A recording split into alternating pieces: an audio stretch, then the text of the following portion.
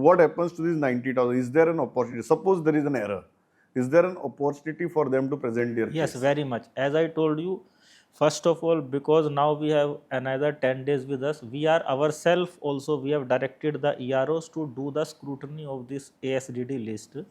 And where if they find that somebody has been wrongly marked as ASDD, though available, in that case, they can roll back. Now, the rollback option on the app is available with the ERO. He can roll it back to the BLO. BLO can fresh fill up the form, mark it, and then resubmit it. One is that.